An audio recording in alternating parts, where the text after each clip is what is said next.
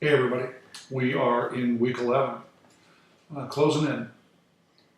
This week you worked on papers on Terry stops, and there's a few things that are going on. One that I'm seeing is that people aren't reading the cases, and I know you got a lot of stuff to do, but the problem is if you don't read the case and you take a commentator's word for what the case means, um, and you just write down that portion, then there's a good chance you're going to make a mistake, and you're going to be held accountable to that error.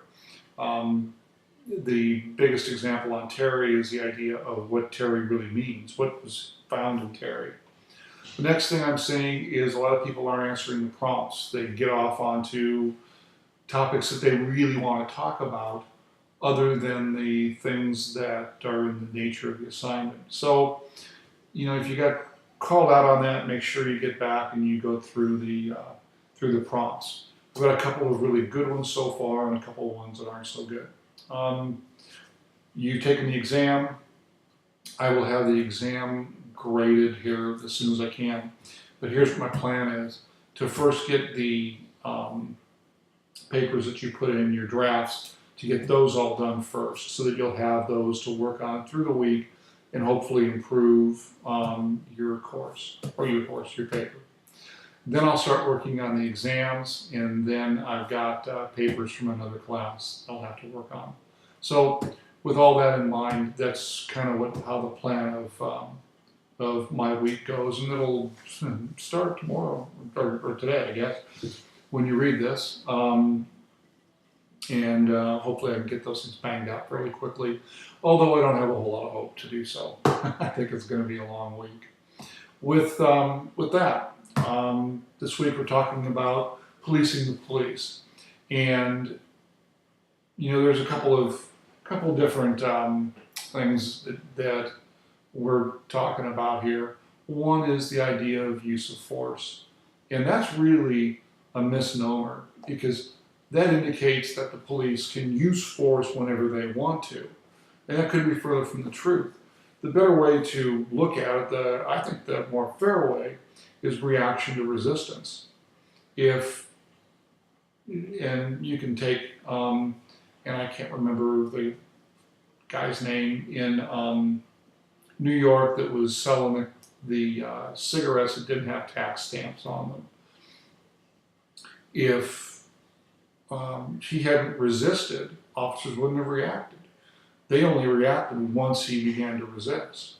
And you can see that with a lot of different of these use of force cases that they that get on YouTube, or become even worse in some cases.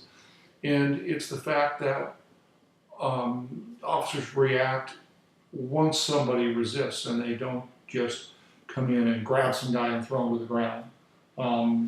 That may become necessary if you've got a large crowd and you need to get people under control immediately, and somebody's not maybe throwing blows at you, but is refusing to cooperate.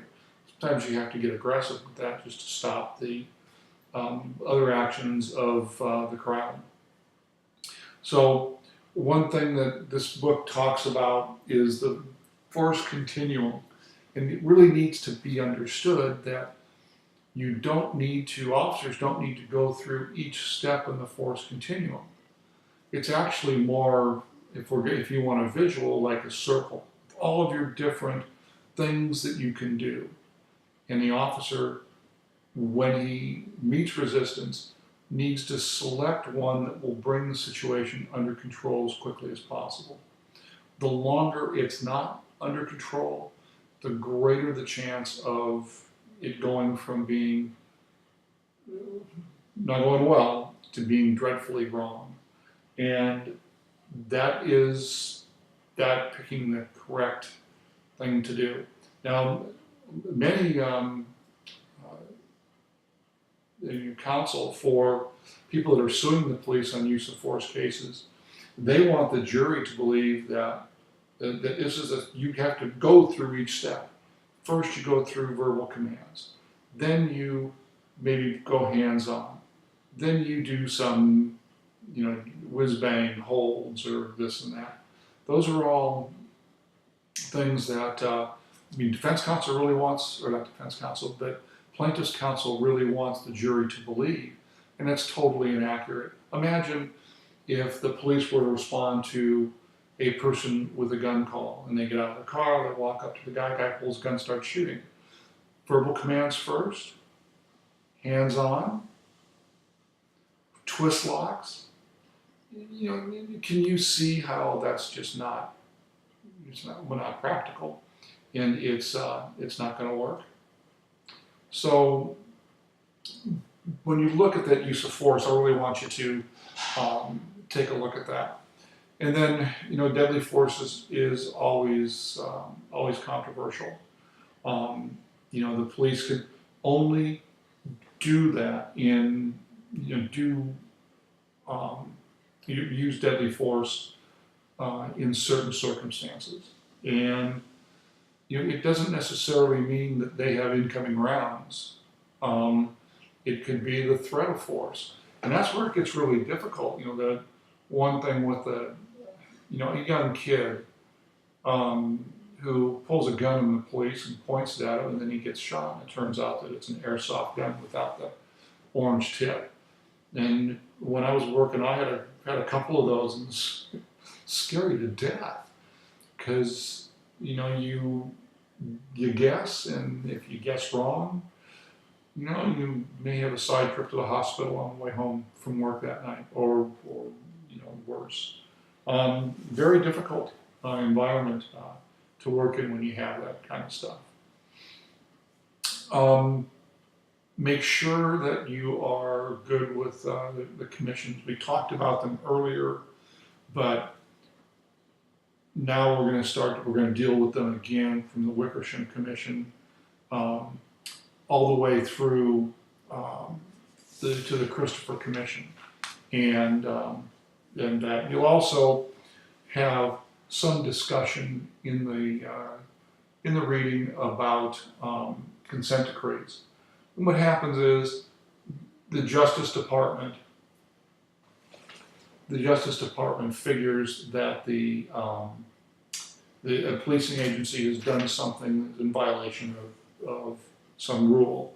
So they will sue the police department or sue the city.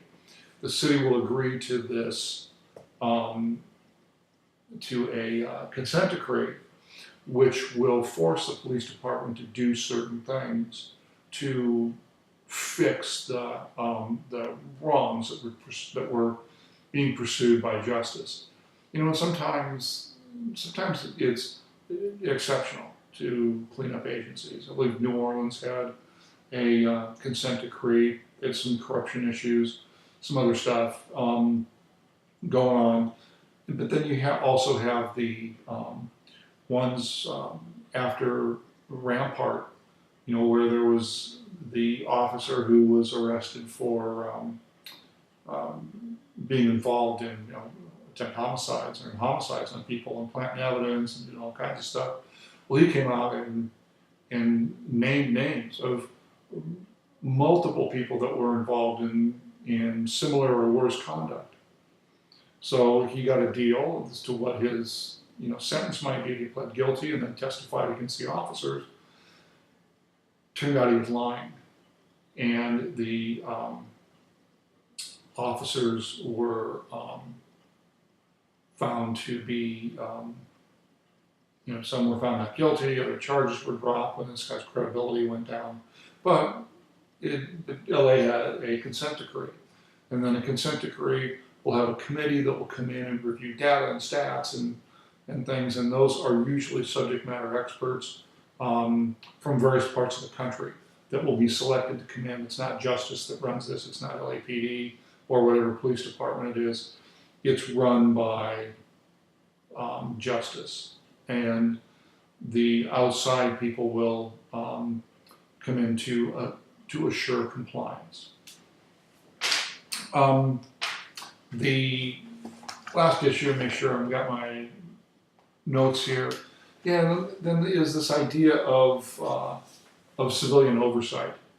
And civilian oversight is the idea that um, a civilian review board will look at issues that the police facing. They'll look at use of force complaints. They'll look at other complaints.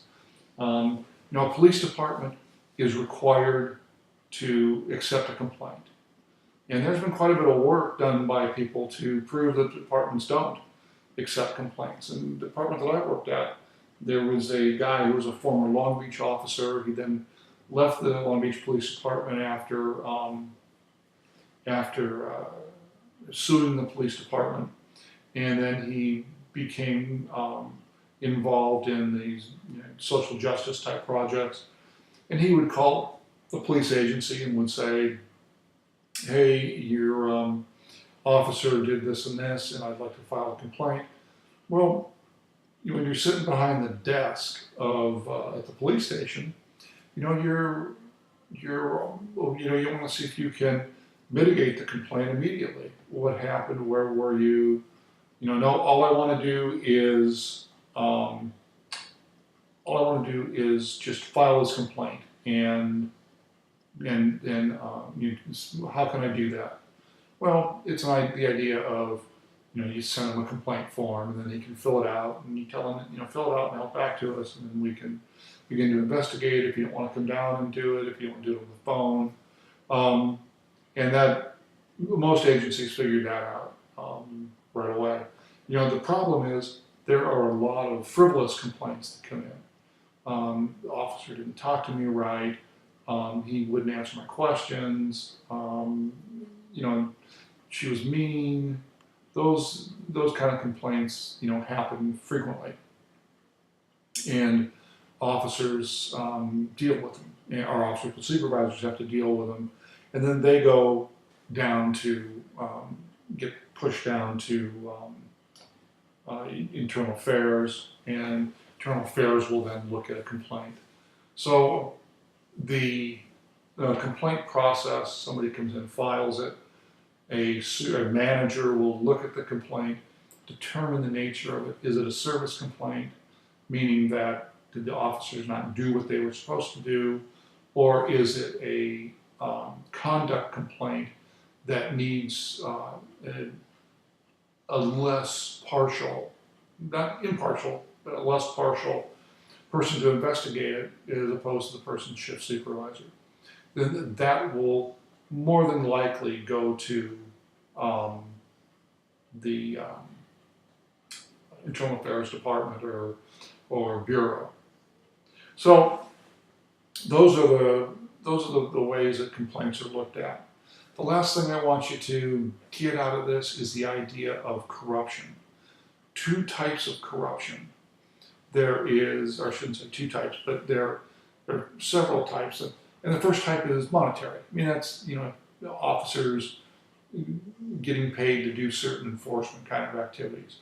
Officers accepting bribes. The second kind of complaint you see is for political gain. Maybe doing something for a politician. Costa Mesa Police Department got involved with their police association got involved with a law firm that was very aggressive on police defense and contract negotiations. And Costa Mesa had a particular city council person, and actually a pretty unfavorable council. So this law firm went after the people and actually tried to invent some misconduct on the part of the city council people. At the end, that didn't work, and the officers, there was the problem of corrupt activities. The last one that I want you to get, which is really important, is what's referred to as noble cause corruption. What noble cause corruption is where an officer will do some sort of a corrupt act, line a report, plant evidence, do stuff. Where Rampart was different is that they did those things for pecuniary gain. And in other areas, that's done not for monetary gain, but for noble cause. I know this guy is dirty. I know he did something wrong. I know he was involved in a murder. I know he was involved in burglary. So I'm going to make sure the evidence is there to convict him when it's not there. And that's that idea of noble cause corruption. So those are the kind of things I want you to look for this week in the course, in your course materials, and hopefully we can get some of the papers kind of work back around and get us in a good shape there. Other than that, I will